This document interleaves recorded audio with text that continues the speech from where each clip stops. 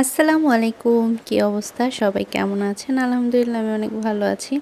তো সকাল সকাল এই যে চা, আজকে চাটা ভালোভাবে বানাতে পারিনি, লিকারটা কম হয়েছিল তাই। তো চা দিয়ে টোস্ট ভিজিয়ে খাচ্ছিলাম। এরপর একটু বাইরে বের হয়ে আসলাম। বাইরে খুব সুন্দর ঠান্ডা বাতাস ছিল, ভাবলাম একটু হাঁটাহাঁটি করি। খুব সুন্দর হচ্ছে গন্ধরাজ ফুলের গাছটা, দেখতেই পাচ্ছেন। আর ফুলগুলো একদম শুকিয়ে যাচ্ছে, কিন্তু ঘ্রাণ এত সুন্দর। সামনেই একটা বেলি ফুল গাছ ছিল, আর অনেকগুলো কলি এসেছে।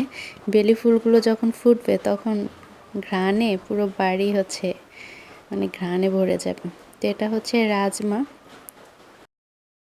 সিলেটে এটাকে ফরাসির বিচিও বলে। এটা হচ্ছে মাছ দিয়ে মাংস দিয়ে রান্না করলে অনেক বেশি মজা লাগে। তো আমি মাছ দিয়ে রান্না করব। হঠাৎ করে আবহাওয়া একদম ঠান্ডা হয়ে গেছে, বৃষ্টি শুরু হয়ে যাবে, অলরেডি শুরু হয়ে গেছেও।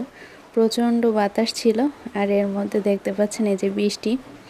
আবহাওয়াটা একদম ঠান্ডা ছিল, বেশ ভালো লাগতেছিল। দাঁড়িয়ে দাঁড়িয়ে বৃষ্টি দেখছিলাম। গোসল করা হয়ে গেল, তাই আর ভিজলাম না। যদি গোসলের আগে বৃষ্টিটা নামতো তাহলে ভিজতাম। বৃষ্টিতে ভিজতে আমার কাছে অনেক ভালো লাগে।